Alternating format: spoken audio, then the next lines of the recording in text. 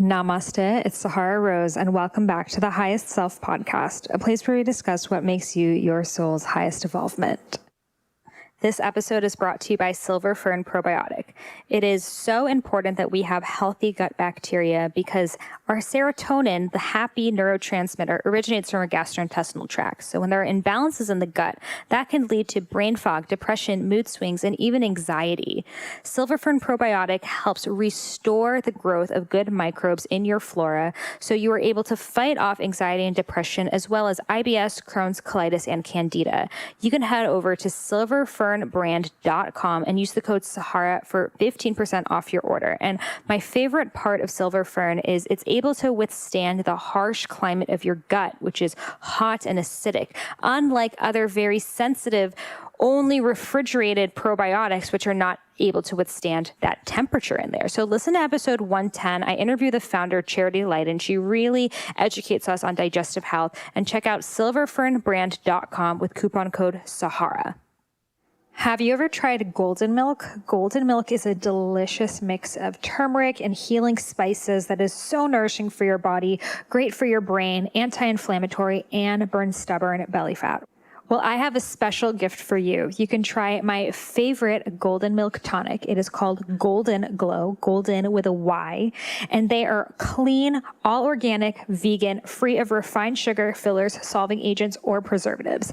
It goes a long way. All you need is 1 teaspoon per serving, and you can use it in so much more than just golden milk, but also smoothies, juices, cooking, baking, etc. All contain black pepper, which is super important because it increases bioavailability and absorption. So if your golden milk doesn't contain black pepper, you're not getting the full benefits of it. So head over to goldenglow.com, golden with a Y, GOLDYN, glow.com. Use code EATFEELFRESH and you will receive 20% off all their 4-ounce stand-up pouches. You're going to love this stuff.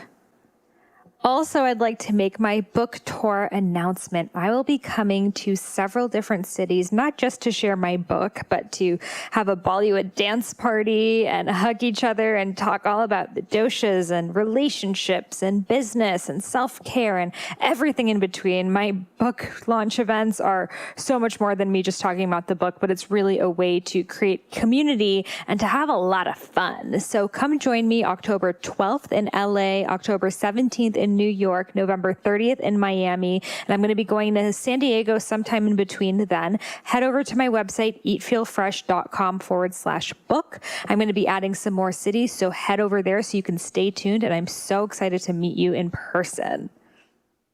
In episode 117, I shared with you my why, my reason why I wrote my new book, Eat, Feel Fresh, and how Ayurveda truly saved my life. I talk all about the health problems that I went through and how I didn't come to Ayurveda because it was cool or hip or sexy or anything like that. But I came to Ayurveda because my health was deteriorating. My periods had stopped for 2 years.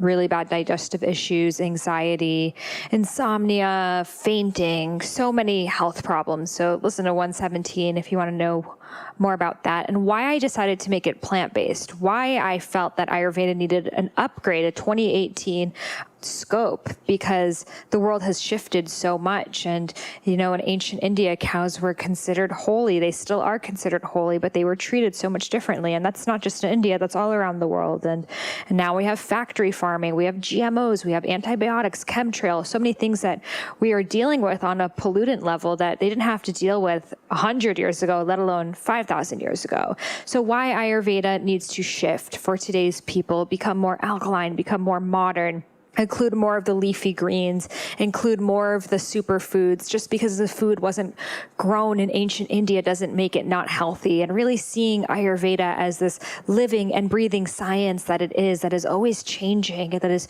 always accumulating and shifting for the population and taking what works for them and letting go of what doesn't. And if you even look at Ayurveda in India, it's so, I mean, the food is drastically different between north, south, east, west, and every city, little province in between, every single one has a different type of eating, even different types of biryani, different types of language, cultures, religions, so many different differences in India, different differences, of course. So Ayurveda, how can we say that there's one Ayurveda for everyone when it's not even the same in India? So I wanted to look at it from a 2018 lens while still paying reverence to its traditions. And I want to share with you a little bit more about the book writing process and why I went to India to shoot this book and how I even got the photos of this book. So I'm really excited to share it with you because as you're flipping through this book and now you know the whole backstory, it's going to take it to a whole nother level for you.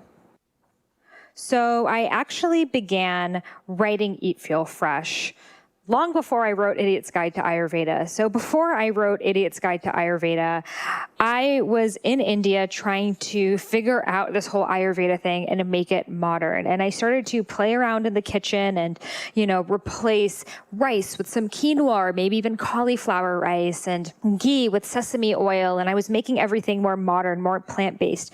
A bit of my background came from raw vegan nutrition, and that's where I started. I became a health coach, a sports nutritionist, and then ventured into Ayurveda because of my health problems. But I've actually gone to raw vegan culinary school. So I'm trained as a raw vegan chef. So for me, plants are my things that I play with. And I don't see them as just like you cut up some vegetables and you throw it in a salad. For me, one vegetable can take so many shapes and forms. So I look at vegetables a lot differently than I would say most people do, and most even Ayurvedic people do, because again, in ancient Ayurvedic times, they didn't have blenders or pulsers. So there were, of course, no cauliflower rice, no smoothies, all of that stuff, because they also didn't have electricity. So that's why in ancient Ayurveda, they say, don't eat food that was cooked more than 3 hours ago. And that makes total sense because in ancient India, there were no refrigerators. So of course, if a curry that you cooked is sitting outside in 100-degree weather for more than 3 hours, it's going to go bad. But now we have refrigerators and we can safely store food. And there's no reason for us to cook from scratch 3 meals a day, unless of course you have the time and the desire, and then go for it. But for most of us, we have dharmas to chase and things to do, and we don't want to be strapped to our stoves cooking for the rest of our lives. And a lot of sexism comes from that too, which I can do a whole other podcast about. But, the men who created Ayurveda, easy for them to say, I want a warm cooked meal 3 times a day. Wife, go do it.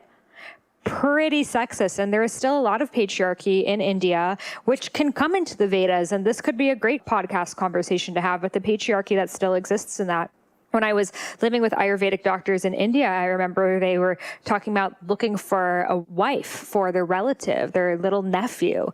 And he's like in his 20s. And they're like, well, we definitely want her to be a kapha. I'm like, oh, why kapha? Because, in the West, we're always like, oh, I don't want to be a kapha because they're overweight. And they were like, no, we really want a kapha. And I'm like, why? And they're like, well, because they make the best wives. And I'm like, huh. And I thought about it. I'm like, no shit. They said they make the best wives because a kapha is going to take care of you and make sure you're good, make sure you're fed, be so motherly and nurturing and put you in front of her. So why in Ayurveda do they say do all of these things? Well, they had a woman who was doing it full time for them. So that has changed, thank God. And now women in India are active in the workforce, getting educated, incredible powerhouses. So even in India, it's not like there's a woman staying at home cooking all the time. That has shifted too. So guys, we have to continue questioning things and moving forward. We can't get stuck to the past. We can gain reverence and truth from the past, but we cannot get stuck in these old paradigms. Again, we're always shifting. We're always moving forward. So what I wanted to do with this book was kind of have like me, I'm imagining, and the ancient times and the modern times, and I'm holding both of their hands and I'm being like, kids, how can we get along here?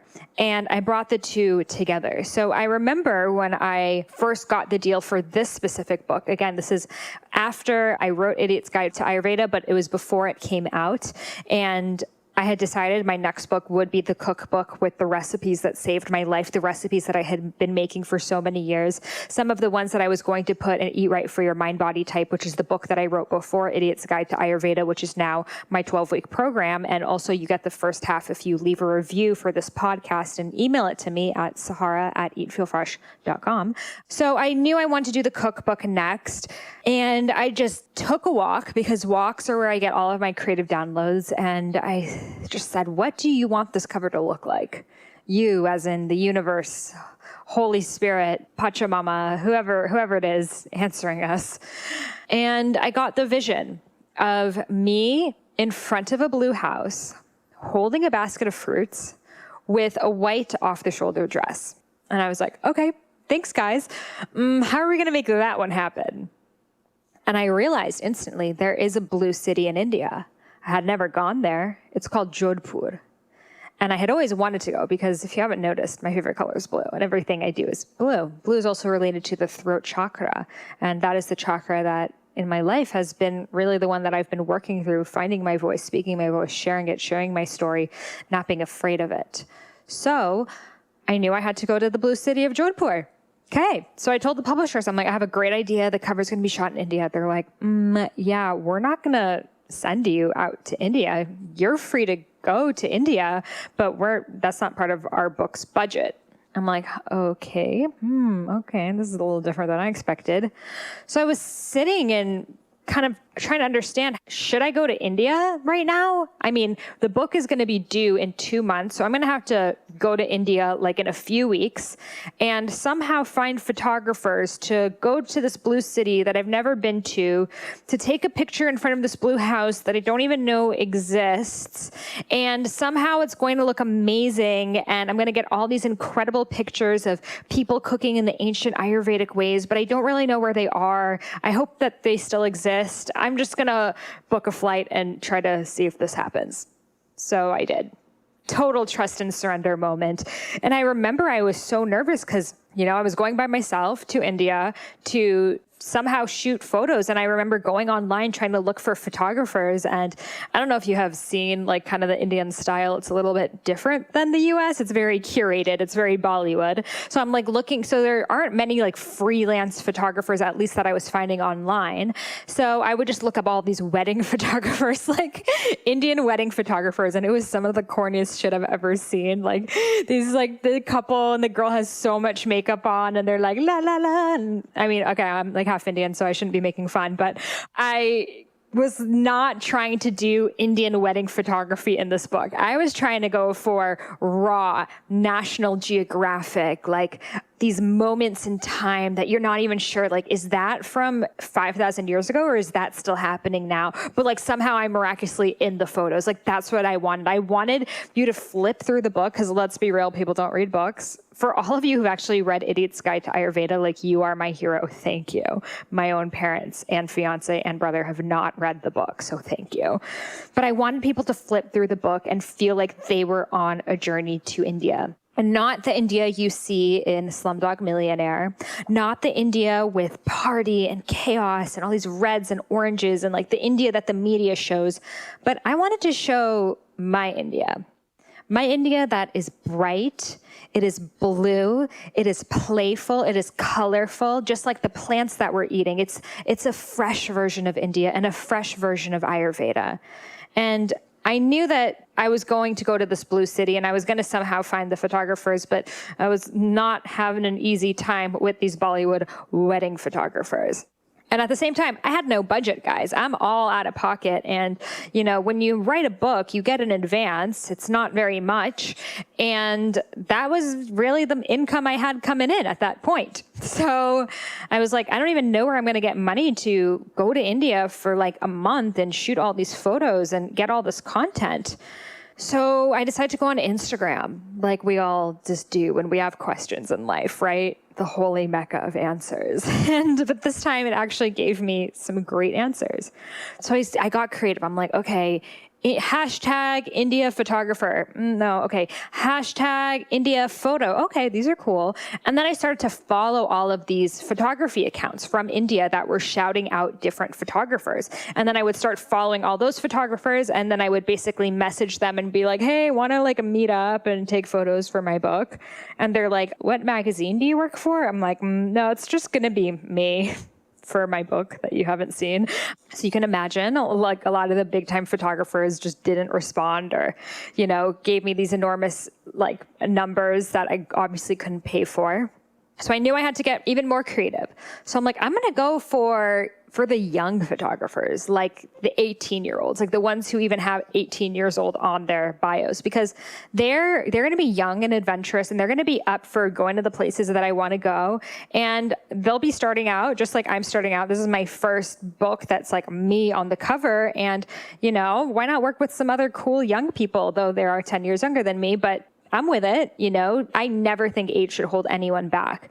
And for all the people who thought I was too young to teach about Ayurveda, it's like, I'm sorry, but screw your face, because look what I'm doing. So age should never hold anyone back. And for me, it's just a number. So I went on Instagram, I started looking up these hashtags, and I found these amazing photographers. Aman Chotani was a great one. He had actually been an assistant photographer for a National Geographic shoot, and he was willing to meet me in Jodhpur and make my dreams happen. And I was just kind of sending him reference photos. He's like, yeah, we'll make it happen. I know some places there, and he leads photography tours there. Guys, he's amazing, Aman Chotani. And then some young ones, Naman Srivastava. Also, I tagged them on my Instagram, so you'll check it out. 18-year-old boy from northern India, and just so full of life, so spunky. Another one, Akshay Chandrish Pandey, and he was 20 years old from a village in South India. So I basically went right before I was going to go. My boyfriend at the time, now fiance, he's like, okay, I'll come with you. Thank God, because I needed a wardrobe assistant. He came with me, and we went off on this journey. And it was my first time meeting these photographers. We first met Aman in Jodhpur, this blue city. And, you know, I had no idea what to expect. And the city is blue, but there's a lot of trash on the ground. I have actually never seen a city with so much trash. And it's actually really, really sad. Seems like they don't obviously have, you know, garbages on the street, and people aren't really taught, like, throwing things away, or there's a lot of fecal matter on the street. So I was imagining just getting to this like blue, incredible city, and like, where do we start? And it was actually quite hard to find houses that still had all the blue paint on them and didn't have like mounds of trash. And there were so many stray dogs, and it was really breaking my heart. But at the same time, the people were beyond friendly. Like, we would just walk around, and I just remember this old lady, she was sitting on her roof and she's waving at us. I'm like, does she think I'm someone else? And this is when I was walking alone with Steven, and she's waving at us, and she's like, come here, come here. So we're like, okay. So we like go upstairs inside her house, and we sit with her, and she's speaking in Hindi, just laughing hysterically, like pinching her cheeks and showing us the skyline. And she just sits there, and she just wanted to have some company. So we sat with her, and then her daughter-in-law brought us chai, and we just had this beautiful moment with this total stranger that would have never happened in the US. And everyone was so helpful. Like, anywhere we would walk around, they're like, do you want to take a photo with me? Do you want to do this? Oh, take a photo in front of my store. And, you know, we would just see these incredible homes with just these old ancient doors that are literally from hundreds of years ago. From, you know, in Rajasthan, it's the area of India where the Maharanis, the royalty, is from. So it's so royal. Like, the palaces are amazing. And the reason why the houses are blue in Jodhpur and have been blue is because they would paint it blue if they were a Brahmin, which is the highest caste in India. The Brahmins were the priests. They were like the spiritual people. So they were considered the highest caste when the caste system was in place. It is no longer in place. So that's why the home homes were blue, but that's why people aren't really repainting them blue, because now that there's no caste system in India, there's no need for this differentiation, but it's more of this just historical and heritage thing to keep the city blue. And I really hope that people keep painting those houses blue, because it is so stunning. When you see a street of all the blue houses, I just love it. So we went around, and I would like look at this window and I'd be like, I want to take a picture there. And I would like knock on their door and be like, hey, can I come up? And they're like, sure, come on up. Like, do you want anything else? And I'm not even being sarcastic. It was literally like that. Everyone was so beyond nice. And it's so funny because a week ago, someone was knocking on my door and I'm like, who is it? And the person kept knocking. I'm like, you got the wrong address. Go away. No one's home. And the person kept knocking, and then I got really scared. And this is here in Los Angeles, and I got so scared and the person just kept knocking. I actually called the police, and it was this whole thing. Turns out it was actually someone who like lives in the building and wanted to use my phone. But the point of the story is I was hysterically crying and calling the police because someone was knocking my door, because that is how scared we are. Like, we don't open our door for strangers who want to use their phone at 10 o'clock at night. Like, hello, that screams murderer all over it. Whereas in India, and I'm not talking about in the big cities, they have this same issue, but the small towns, like Jodhpur, I would still consider it though it is a city, it has that small town feel to it. And there isn't that level of like crime and fear of your neighbor, and everyone just trusts one another, and people are just walking down the street, drinking their chai, like holding around their baskets of fruit, sharing their food with everyone. And it's amazing because in these small villages, there actually really isn't poverty because everyone supports one another. A lot of people work in the agricultural fields, so they're able to bring fresh fruit, fresh vegetables. Food is very abundant there. It's actually in the big cities where you see a lot of the poverty and the really heart-wrenching things that we see in the media a lot of the times, because in the big city, they don't have that support network, that community. They're not still farmers. They're not still growing their own food. Space is expensive. They live in slums. They don't own the slums. The slums get demolished, etc. But in these small villages, they've lived there for generations, and they know each other. They support each other. They love each other. And, it was really just refreshing to see that this still exists in other parts of the world. And I wish it still, I think it still does exist in small towns in the US and all around the world, but I wish that we could somehow bring that small town vibe into these bigger cities. So we went around just taking pictures of everything. And Aman knew this family that were out in the desert, like a deep, far drive into the desert called Salavas. And this little village, they live the exact same way as they did in ancient times. So no electricity, no running water, no refrigeration. They literally live in cow dung huts. And this is by choice, not because they have to. They've chosen to continue to live this way to preserve heritage and preserve culture. So he had gone there to take photos, and he's like, I think you would really love it. So we went out into the Rajasthani desert past camels and, small shanty towns, and we made it to this beautiful place with little cow dung homes. It doesn't smell because cow dung is dry and it's mixed with clay, so it doesn't smell, guys.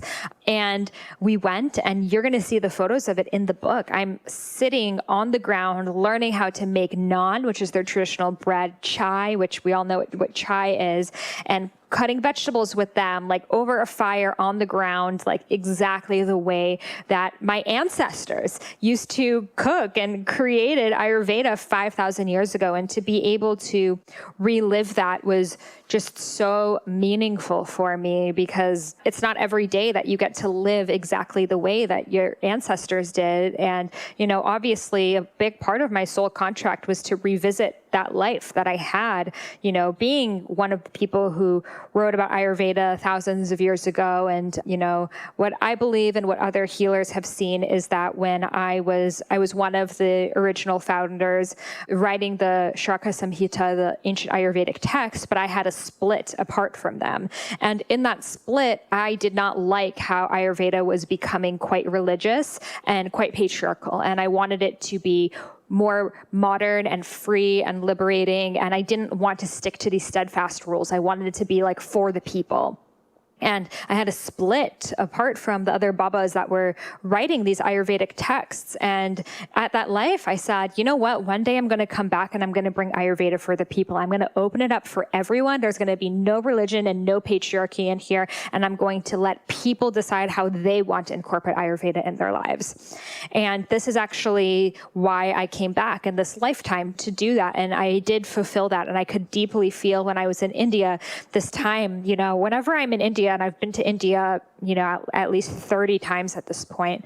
But every time I would go back, I felt like, I need to be here for longer. Like there's still more work that needs to be done. Like there's something else left here for me. It was always an incomplete moment.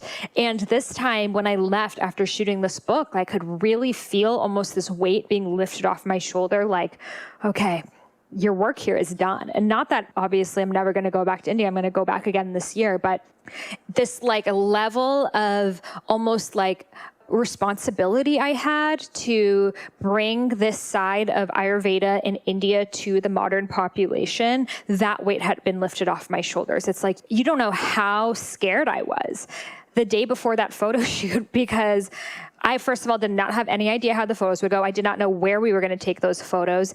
I didn't know who was going to do my hair, which, ladies, y'all know that that's an issue. And I remember I just thought that there would be a hair salon there. Like, isn't there a hair salon everywhere? Well, no, not in Jodhpur.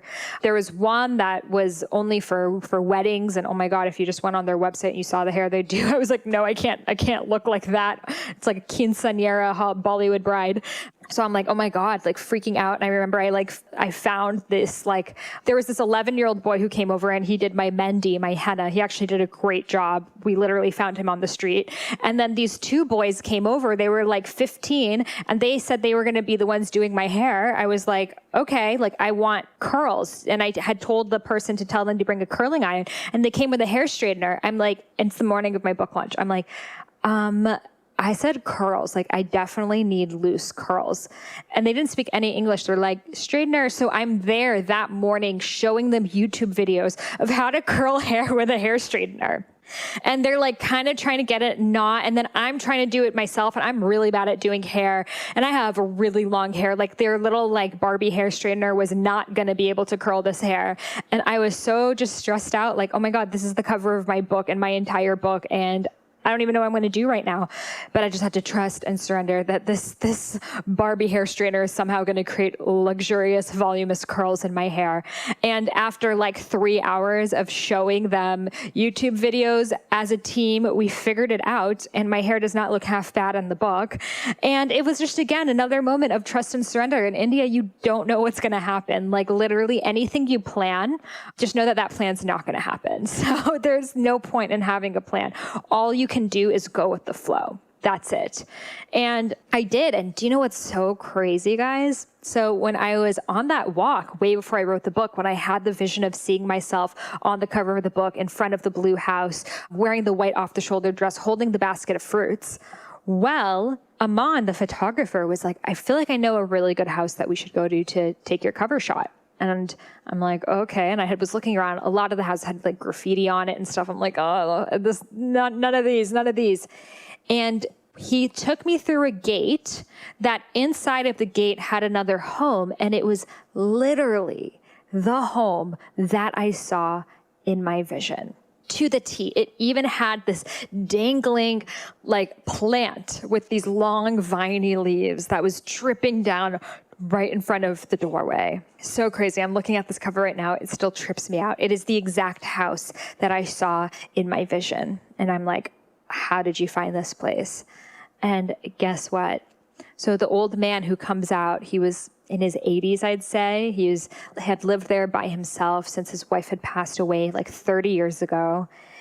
And he spoke really good English, and I was talking to him, and turns out he has been studying Ayurveda his whole life, had worked as an Ayurvedic practitioner himself, and was growing ashwagandha at his house. So the plants and the herbs that I was seeing were literally Ayurvedic herbs that he was still growing.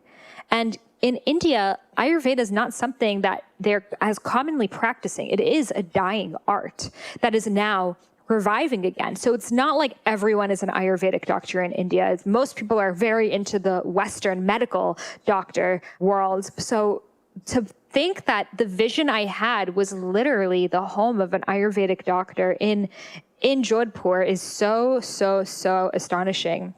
And you guys are going to see the picture on the cover of the book. And then when you open up the book to where it says the table of contents, you're going to see a picture of me and a guy with this turban. And that's him, the sweetest guy. And in that picture, he was just telling me about the qualities of the herbs and teaching me. It was so amazing. And in the book trailer, you see him put his turban on Stephen and Stephen put his baseball hat on him. And such an amazing, amazing guy. So I went to India and really everything worked out. Not the way that I had planned, but even better. I was able to, for example, we went up to Varanasi. Wow, what an experience that was. So we shot the book in Jodhpur. Everything went great. Went to the Salavas village. Beautiful. Really got to cook in the ancient traditional Ayurvedic ways. You're going to see that in the book. But I knew I wasn't just going to come to India to go to one city. You don't go all the way to India to see one city and you leave. I believe India has a 1 month minimum to me. It's like you got to spend a few solid weeks just to kind of get your feet on the ground in India. So after we left for Jodhpur, it was time to go to Varanasi. Now, I had heard about Varanasi for many, many years. Varanasi is the great pilgrimage hub of the Hindus. It is where more than 3 million carcasses are brought each year to be cremated. It is on the holy river Ganga, the Ganges River in English, and it is essentially where all Hindus are meant to come to be cremated so their souls can be free and move on to the next life. So I had heard about this city for so many years, and I really wanted to go because I, again, had seen pictures of these Babas. These Babas are like spiritual ascetics who, a lot of them have the dreadlocks and the ash on their face. And you may have seen them in these festivals where they're like, holding like things on their penis. They like wrap their penis on these sticks and like balance all these things on them, or their penises like move trucks. Literally, guys, Google it. And just, crazy, wacky, but also so deeply spiritual. So I had always wanted to go there, but for some reason, none of my Indian friends wanted to come with me. They're like, no, we don't want to go to Varanasi. Varanasi is like if your grandma died and you have no choice, you go there. But they really didn't want to go, and I didn't understand why. I mean, it seemed like such a cool city to me.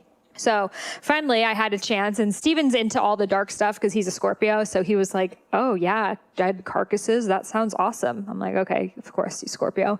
So we go up to Varanasi, and I remember driving to our hotel, and I'm like, Steven, look on that car. He's like, what? And we just see feet dangling. And I'm like, wow, that's my first ever dead body. And, what it was is they drive from the airport, the dead bodies are shipped to the airport, and then they drive them on top of their cars, like the way that you would a Christmas tree, but they cover up the body. We really just only saw the feet on that one, and they drive them to the Ganga to get cremated. So I'm like, wow, this is going to be a trip. And I noticed a very staunch difference in the energy and the vibration there. It's like, it was rowdy, it was loud, it was a lot of commotion happening. Very different. Jodhpur had this like Aladdin energy, like, oh, it's so royal and beautiful here.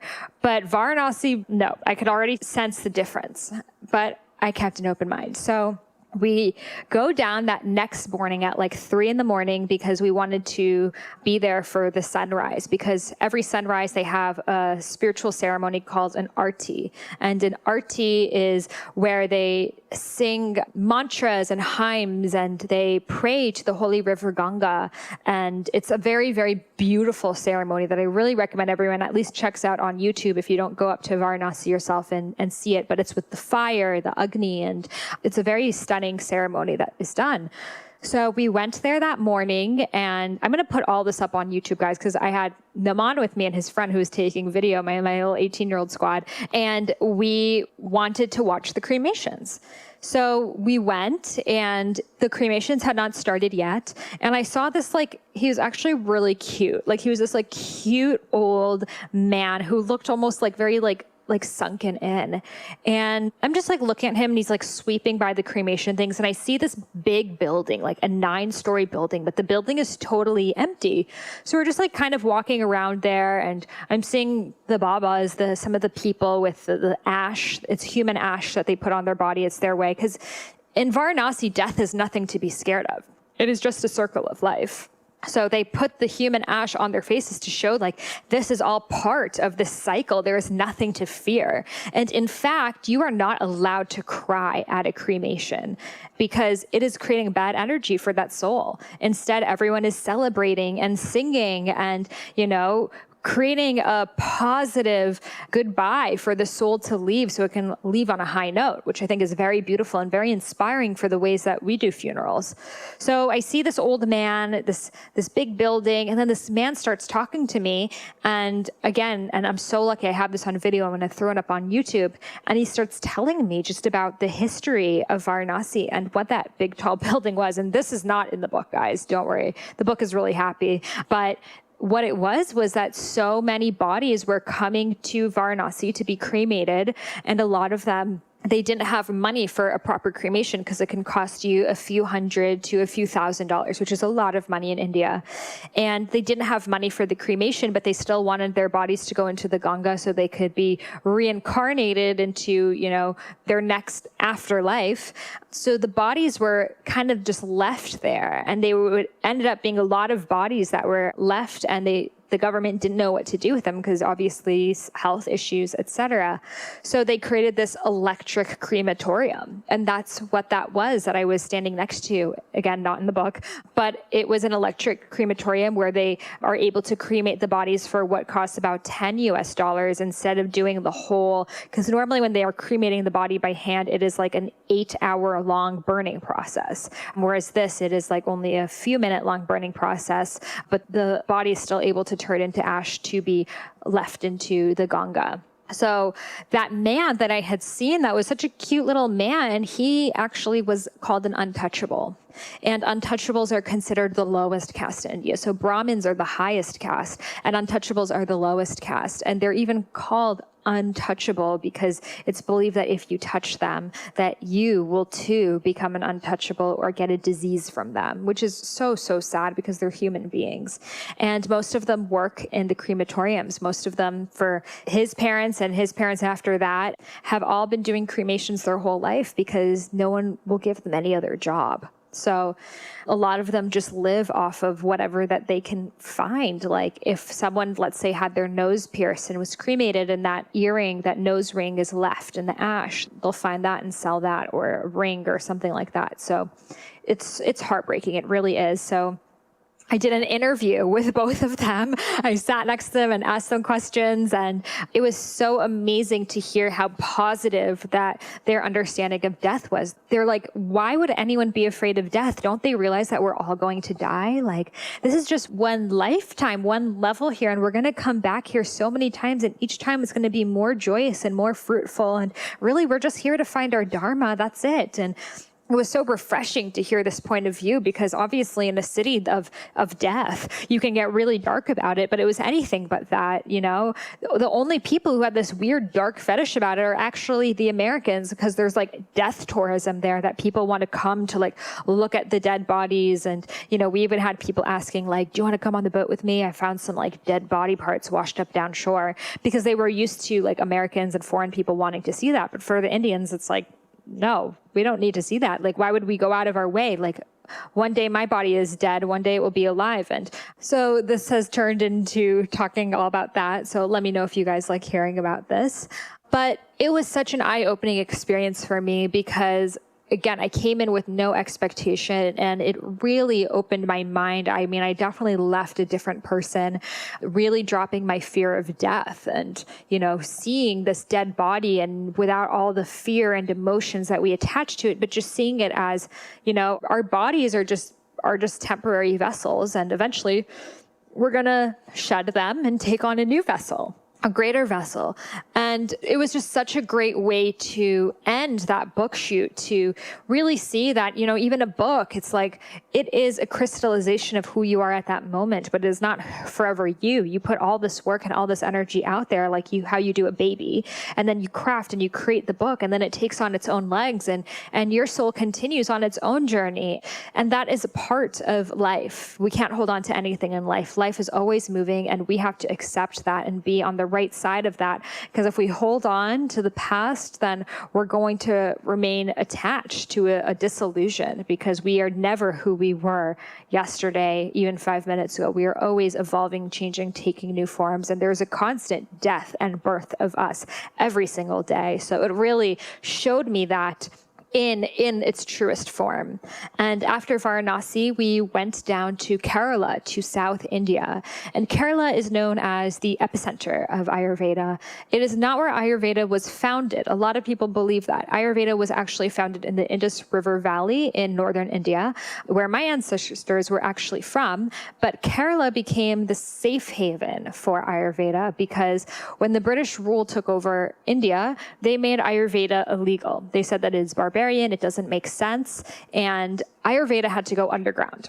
So as it went underground, it went down south where there was less government regulation, because North India was where all of the government and the wars and the chaos were happening, whereas South India was never affected by those wars. And still till today, it's in provinces that even speak different languages. Some speak Tamil, some speak Hindi. They are all different, and different small, almost socialist governments, which have very much served them.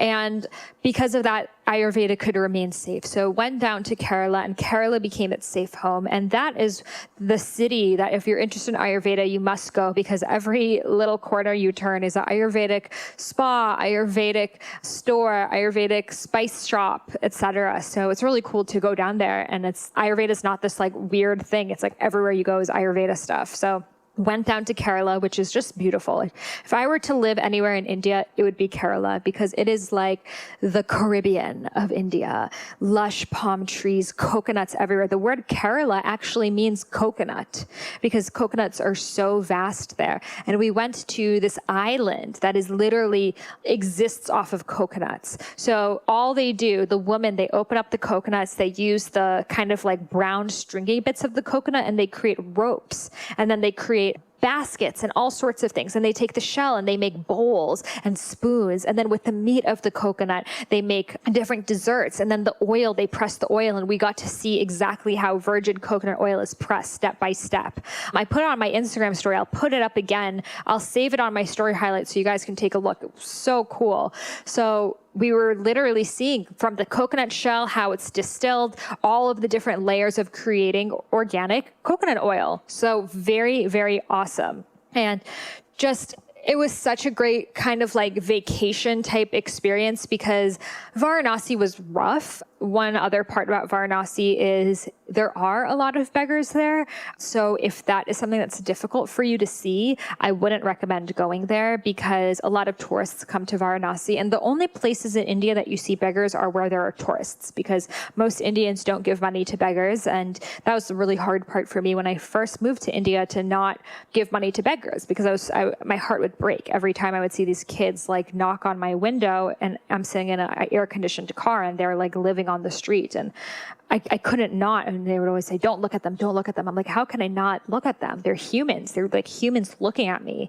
I can't pretend they don't exist. And what I realized why they say that is because when you give them money, they start to recognize your car, and they start to do that. And then a lot of kids will come and they'll jump on your car and will kind of like create a scene until you give them the amount of money it is that they want. And again, it's not because the kids are being crazy. It's because they're forced to by older people who basically are profiting off these children. So that's a really big issue that's happening in India. So in Varanasi, you see a lot more of the beggars, of the lepers, of the women who were affected by acid thrown out their faces, like horrific stuff. But in South India, it is the total opposite. Like there is no poverty. In South India, at least in the province of Kerala, the government will give you a job if you don't have a job. So It could be like, cleaning the river or picking fruits off the trees. And again, since it's very lush and jungle-like, there aren't any big high rises or cities. Like, you're literally living in a beautiful jungle. So that really helps. Really clean air, really good energy. It's totally different. They don't even speak Hindi. They speak Tamil, all the signs. Even if you see the writing, it looks totally different. They don't even watch Bollywood. They have their whole other Kollywood industry down there, different music. So it's a whole other side. Like, a lot of people think India is all the same, and it's 100% different. But I really love Kerala. It was my second time being there, and just, it's so nourishing and warm and soft. And they wear lungis, which are these like big skirts, like the men wear them all, and super, super cool and refreshing. So I definitely recommend going down to Kerala if you're interested in Ayurveda or just want to see that side of India. And Varanasi too. A lot of people have great awakenings in Varanasi. Varanasi is a very potent city. And Jodhpur, and all of Rajasthan, if you want to see more of the culture of India. So all of that you will see in the book. So this is a lot more than a cookbook, guys. As you can see, this is really a travel book with a cookbook, with an Ayurveda informational book. So you will see the beautiful Ganga, you will see the coconuts, you will see it all woven into the pages of this book. And the recipes also. So for me, it was really important. I was really into food styling. I was a food blogger for 7 years. So for me, we eat with our eyes, and that was extremely important for me. So I wanted crystals in every shot. I wanted flower petals. I wanted the food to look so high vibe that when you see it, it's like a spiritual experience. And one of my favorites and a vision that I had were soups in the color of the chakras. So the chakras are energy centers that we have in our body. They relate to different physical and mental symptoms. So root chakra, survival, sacral chakra, sensuality, creativity, abundance, solar plexus, identity, heart chakra, compassionate love, throat chakra, communication, third eye chakra, intuition, crown chakra, universal source energy, receiving downloads. So I was envisioning a deck, like an array of soups that were the colors of the chakras to balance each of the chakras. So that is in the book, guys, and you have recipes for all 7 soups. You will see, oh, this was a good one. So for tridoshic dinners, when you open that up, you're going to see a picture of me sitting on the floor with these 3 beautiful Indian women in gorgeous, colorful saris. And it's hilarious how that happened. So we were in this coffee shop, and this boy in the coffee shop in Jodhpur, he recognized me from Instagram. And he's like, oh my God, I follow you on Instagram. And I'm like, oh, wow, so cool. Like, who would have known in the middle of Jodhpur that anyone would be following me? And he's like, oh my God, I'd love for you to come to my auntie's house and meet them. My mom will be there. You'll love it. They love to cook. So we're like, okay. So we went over to his auntie's house, and there we are, sitting on the floor, chopping up vegetables with his mom and his 2 aunties, just laughing and having a ball. So you will be there with us in that moment. So many little serendipitous little things like that I really could not have planned occurred. And why? Because, the universe wanted people to see this friendly, beautiful, bright side of India. Not to say that the other side doesn't exist, but we pay so much attention to the dark, and whatever we give attention to will persist. So let's celebrate all that India has given us, Ayurveda has given us, and at the same time, make it modern, make it refreshing, make it fun. So all of the recipes also have Sanskrit names. And for example, the chia pudding is called Chandra, which is moon, which you might recognize from yoga practice, moon poses, moon salutations, or the sweet potato toast is Sundari, which means sweet. So they all have Sanskrit names, which I actually found out later from Dr. Suhas when he was on the podcast most recently, that in Ayurveda, they actually in ancient times would give all of the food Sanskrit mantras because they wanted it to boost the vibration of the food. And I did not know that. That idea just came to me to give each food a Sanskrit name and a mantra, and that just happened. So you'll see throughout the book, it has all these beautiful little things about how your dosha is related to your dharma. What does it mean to be your highest self? Quotes from people who inspire me. And I've also really broken it down. Like the first entire half of the book is about Ayurveda, but in a modern way. So again, what are the differences between my approach to Ayurveda and the more traditional approach, how it's more plant-based? It includes mushrooms. It doesn't only have overly cooked food with lots of spices. It has ingredients from all around the world, etc. So I dive into that.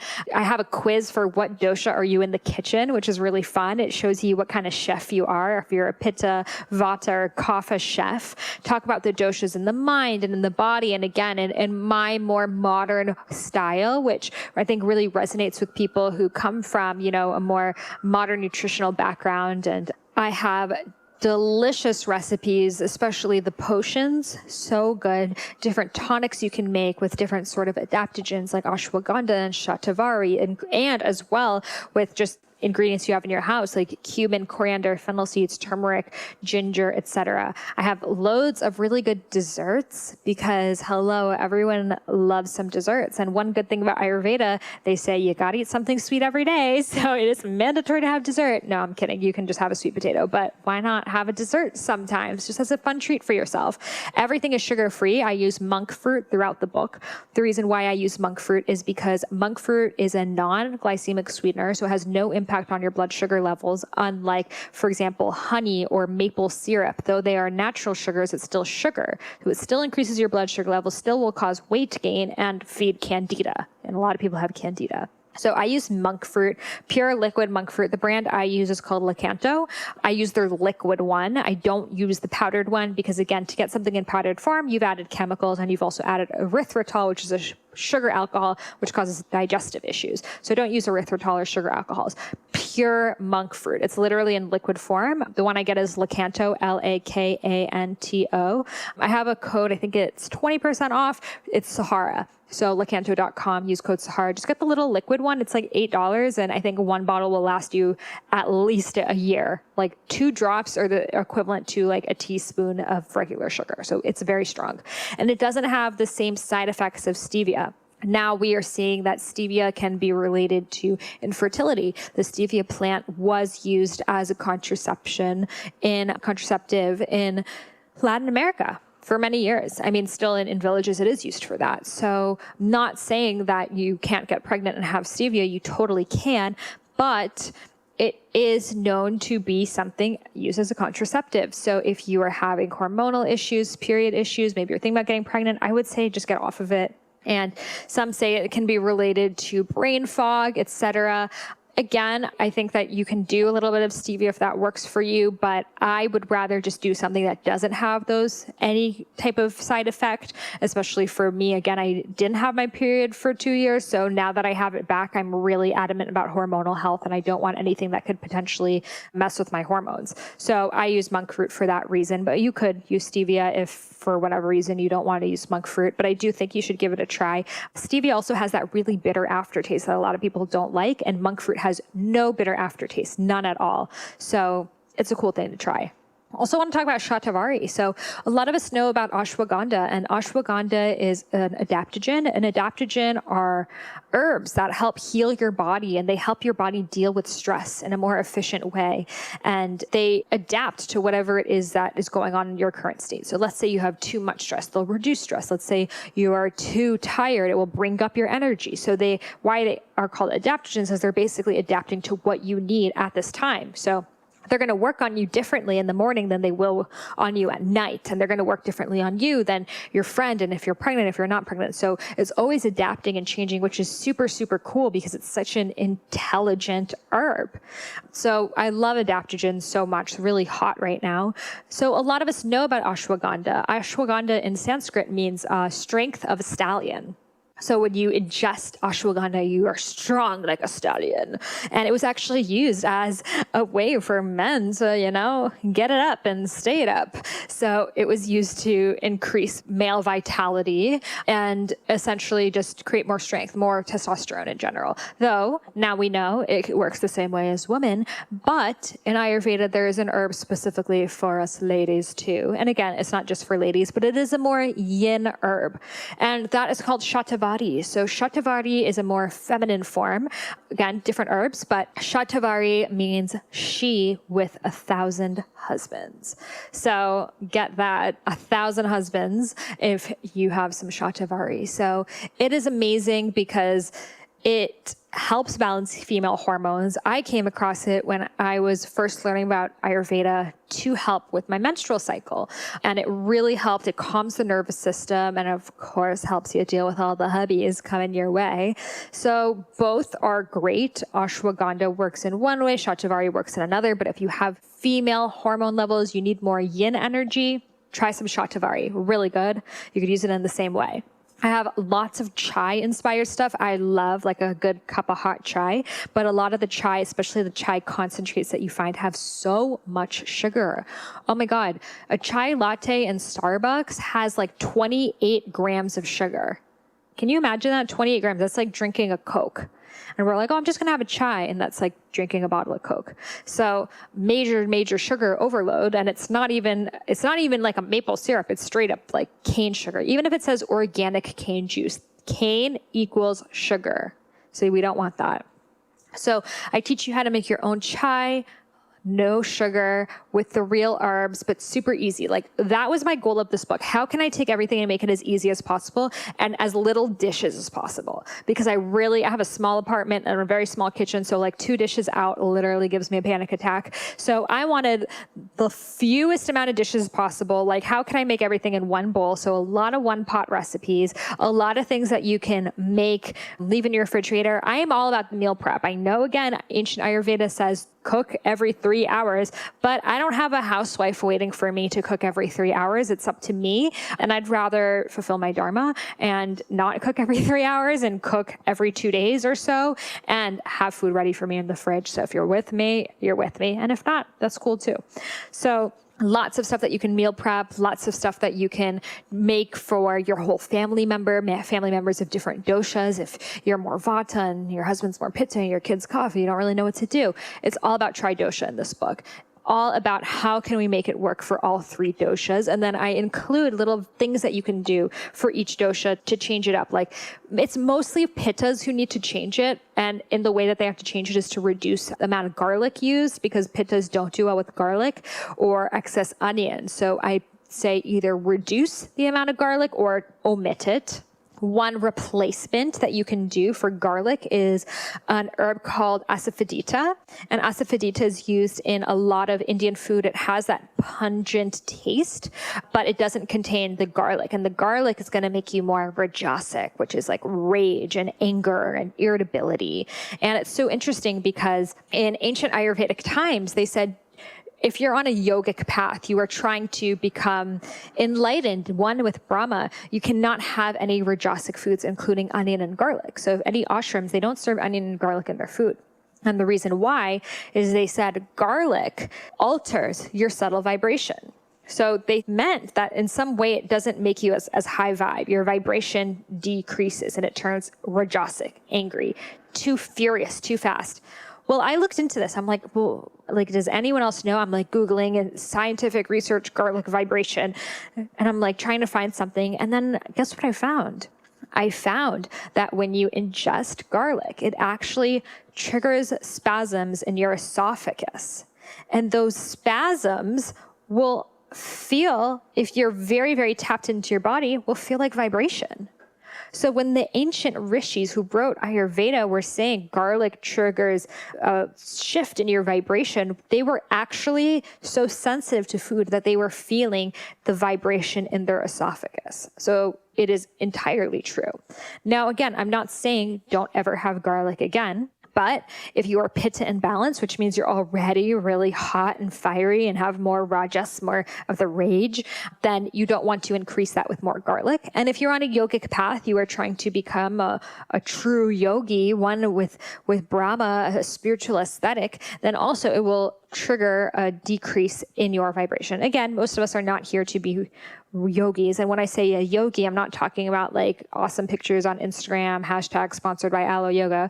I'm talking about like a true yogi, which is a spiritual practice. And most of us including myself, are on a householder path. And a householder path is someone who plans to just live in society and get married, maybe have kids, maybe, but you want to be part of society. The yogic path was to live your life, to not have those material belongings or familial belongings. In fact, they have funerals for themselves. And in that funeral for themselves, they invite all their families, they give up all their belongings, they change their name, and they become their sadhu, their spiritual aesthetic selves.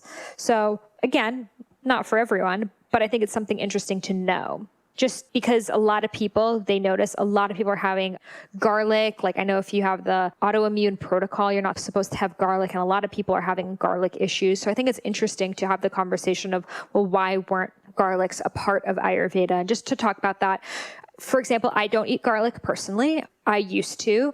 And it's not that I stopped because I was on a yogic path, but because I would notice that when I would eat garlic, I would have this taste in my mouth for so long that really bothered me and would almost like distract me. And I felt like I needed to like eat chocolate or like drink a lot of chai or like brush my teeth or something. And it would still stay on my mouth and I really hated it. And another thing they say is when you have garlic, it gets in the way of your meditation again because of this aroma that's lingering in your mouth. So I had just become so sensitive to every taste and sensation that having the garlic was just too overwhelming for me. So I personally don't eat garlic, and I'm okay, guys. I didn't die of lack of taste. You don't need garlic to cook. Again, the book has garlic in it. There are medicinal properties to garlic. Ayurveda even does have garlic in it, but it is for the right person. So in the recipes, it says if you are pitta, reduce or omit. So it has little fun informational things like that. It brings in the ancient Ayurvedic wisdom, the stuff that no one talks about, like true Ayurveda.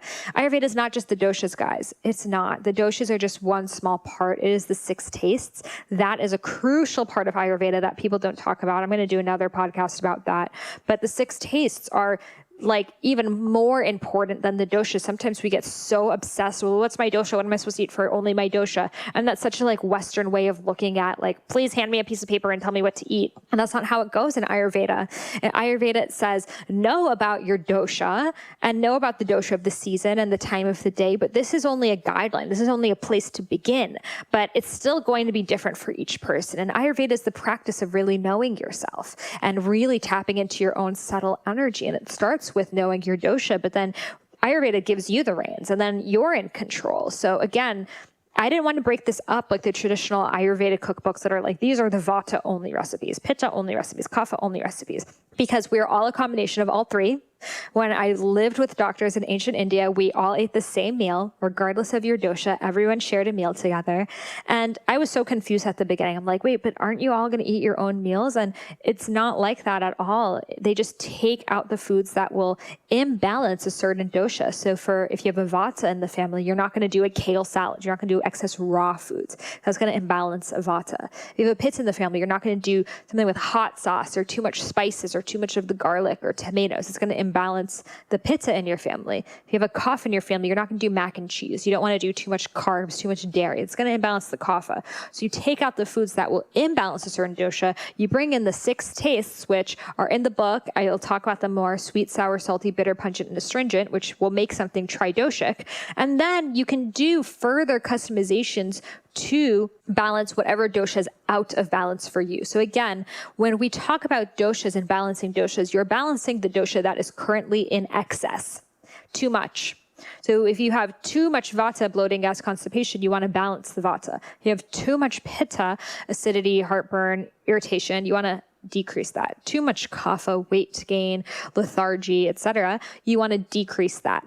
And a good starting point for everyone is eat the 6 tastes, and then you can focus on the taste, eat more of the portions of the ones that balance the specific dosha that's out of balance. So for example, all of the lunches in my book are called 6 taste bowls, and they comprise of the 6 tastes of Ayurveda. And let's say you're a Vata, you can do more of the sweet potato because that's going to be balancing for you. But if you're a Kapha, you can do a little bit less of the sweet potato because that's going to be, you don't want to do too much of that. But everyone can eat the same meal. Portions can be a little bit different per person. So this is really the way to do Ayurveda, because It makes it so much easier. It takes out the guessing. No one is just one dosha. If I just had you eat vata recipes for the rest of your life, guarantee you're going to get some other form of imbalance. And what would you do if it's the summer? What would you do in this? So it's just so much easier to cook the way that they do in India, which is to cook tridoshically and then to further customize it for your dosha. So that's what I really wanted to show in the book. The Ayurveda is not the super confusing thing. It's not like you get a prescription and that's the only thing you can eat. There are times that you do that. For example, in a panchakarma, you will have prescriptions. Everyone eats the same khichdi, the same rice and lentils, which I have a recipe for a brown rice khichdi in the book, which is different than my khichdi cleanse on my website. That is a 3-day khichdi cleanse with guidelines and day-by-day things, which you can find on my website, iamsahararose.com. It's a different recipe from that. That is like my more modern one. The one in the book is a more classical khichdi using brown rice. So even in a panchakarma, everyone eats the khichdi, but then, for example, a pitta will, maybe add extra ghee on it, and the kapha will not add ghee on there, and little things like that. So again, Ayurveda is not this uber confusing thing that is going to take the rest of your life to learn. Just follow the recipes in this book. Look at the little cues. If, for example, if you're pitta, you can make the little suggestions and you're instantly going to feel so much better. And instead of stressing about, oh my God, what are the macros? Do I have enough fat? 20% fat? What does this plate look like? Blah, blah, blah. Like this almost computer-like relationship we have around food, looking at food as numbers, is so going against everything that food is all about, right? Like food is something that is meant to be shared. It is meant to be experienced. It brings families together. You're supposed to sit down and enjoy your meal. And for most of us, we are so busy with our lives and we become obsessed with food. But then when the food is there, we're too busy to even focus on enjoying it. And then when we're done with the meal, we didn't enjoy the meal, so we feel like we still need more. So then we start to eat more food, and then we want something sweet. Now we want something salty. Now we want to eat again, blah, blah, blah, blah. Where none of that would have happened if you just sat and enjoyed the meal. So above what you eat, it's how you eat, right? I could be eating the healthiest salad when I'm arguing with someone, and it's going to end up tamasic, poisonous in my system because I'm in an angry mood. I could be eating my green smoothie and I'm like on the go frantic, and it's not going to digest well, even though it's a green smoothie. So the way that you eat food is so important, and it's something that we so underlook because we want to look at everything like a math project and find the solution. If X is this, then go keto. And that's not the way that our bodies work. Our bodies are harmonious creatures to nature. And the further we rip ourselves apart from nature and have a powder and protein this for everything, then what's going to become of us? Plants give us the information that our cells need to recharge, readapt, and heal. When we stop eating plants, we stop living. Like, don't give a plant water and see what happens. Well, we're doing that with our own food. Our food are plants. We've always eaten plants. Why do they grow at eye level and we're able to pick them off trees and off bushes and just pull them from under the ground? Why? Because we're meant to eat them. So the book is 100% plant-based. There's no dairy. There's no ghee in this book.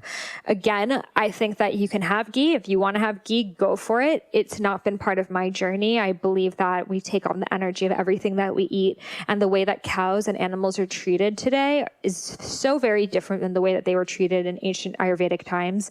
And when we take on the energy of everything we eat, we're taking on that sad energy of the poor cow that was taken away from its mother or its child and forced to give milk and injected with hormones so it could supply more milk and be more profitable, and given antibiotics so it could survive in the disgusting conditions that we put these cows in. And that's what we're taking on: anger, fear, sadness, and chemicals. So when we have all of these plant-based solutions instead that we can have instead of ghee, why don't you just have sesame oil, which is warming for vatas and kaphas, or coconut oil, which is cooling for pittas, or in the summer season as well.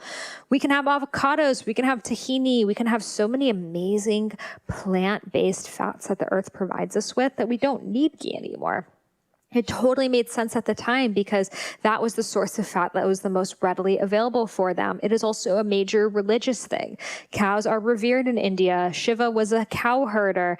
he had his bull, and it was so sacred to him. And that's why in India it's illegal to kill cows, which I talked about in episode 117. But now these cows that are not killed roam around the streets and cities and basically live off trash, and they're not treated well either. So things have changed, and I don't think we need animal products to survive. And we're seeing the science of that more and more and more. Again, this book is not like a go vegan or die book. I've just chosen to make it plant-based because that's what helped heal my body. And I think that it is a refreshing approach that can work for all people, and something that hasn't been done with Ayurveda before. Most Ayurvedic recipes are lots of cream and milk and ghee and cheese. And we don't need that. And that's what's held a lot of people away from Ayurveda, because it's so dairy rich and so rice and bread rich. And we don't need that. And we can still follow the principles of Ayurveda while following a plant-centric, plant celebratory diet. So I'm very, very honored and excited to share this book with you. I hope that it transforms your relationship with food. I hope that it inspires you to travel the world. I hope it allows you to see that food is so much more than numbers, but really something to celebrate and enjoy and to spend time for. It's such a meditative practice to cook your own food and to know everything that you're putting into your body and to sing to your food and increase its vibration. Even the way that you prepare food changes the nutritional content of it. If you sing to your food and you spread it with love, it's going to be healthier for you than if someone made it for you in a rush and was in a bad mood. And now we're even seeing with that beautiful study in Japan that they took the different water molecules, and in one they said, I love you, you're amazing, and they froze it. And the other one they were like, I hate you, F you, and just anger towards it, and they froze it too. And they saw that the way that it crystallized into a snowflake, the one that they said, I love you, turned into this beautiful snowflake, like perfect symmetry. And the one that they said, I hate you, you suck, turned into this like disastrous asymmetrical blob. So imagine if water can take such different forms from just saying, I love you, I hate you. Imagine what can happen with your food if you can just pour some love into that. So that is why cooking is worth it for you, because when you're getting food from anywhere out, you know that they weren't pouring love into that. But when it's coming from yourself, you're interacting with that food. You are cultivating a relationship with that food. You begin to understand how to eat it, how it works. You have your hands on the food. Like, just that is such a grounding experience. We're so stripped away from food. We're like on computers and like metal all the time. Just to touch something from earth in itself is so healing. Just to like have your hands on like a root vegetable or in a bouquet of cilantro. It's so grounding and it's so healing, and something that we as humans have been doing for thousands of years that only recently have we stopped. So even if you've never cooked before, the recipes in this book are super simple. Again, lots of one pot, lots of meal prep, lots of bowls that you can put together. I've made it as easy as possible, as painless as possible. So really, you can cook and eat and enjoy it, and you can move on and live your life, because I don't want you to be tied to the kitchen. I didn't create this cookbook so you can stress about what you're going to eat. I created it so you don't have to worry about that anymore. I want that to be the one thing that you can just cross off your checklist. Like, okay, I'm just going to look at Eat, Feel Fresh and create a recipe from there and focus my energy on fulfilling my dharma and becoming my highest self. So really, my wish is this cookbook is like the last cookbook you need, so you can just have something beautiful to share and look at, and then use that energy to do whatever it is that you were meant to do here on this planet. I don't want you to stress about food. I don't want you to weigh and measure and count macros and calories and blah, blah, blah. I want food to be a pleasurable, luxurious, colorful, vibrant, health-inducing, balancing experience. And even more so, between meals, to be filled with all those qualities and more. So I'm honored to share this book with you. You can order it on eatfeelfresh.com/book and submit your receipt there, and you will receive bonuses, including 10 bonus recipes and my ebook, Best Essential Oils for Your Dosha. Again, head over to eatfeelfresh.com/book and you will receive those bonuses.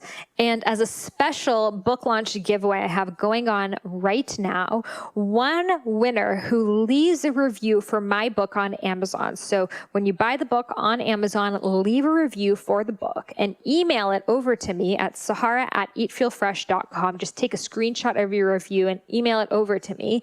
And one winner is going to win a giveaway, which is a 1-month supply of Ayurveda Mood Formula, value of $99, 1-month supply of Ayurveda Digestion Formula, value of $99, 4 Sigmatic Latte Bundle, 1 box of each, the chai, golden milk, and matcha lattes, plus the Lion's Mane coffee and reishi cacao, value of $100, Silver Fern probiotics and digestive enzymes, Golden Glow golden milk, as well as Rasa coffee. So head over to Amazon, leave a review for my book, and take a screenshot, email it over to me at sahara@eatfeelfresh.com, and one winner will win the lucky giveaway. Thank you so much for tuning in, for sharing this space with me, and I'm so honored and excited to see where this journey brings you. Namaste.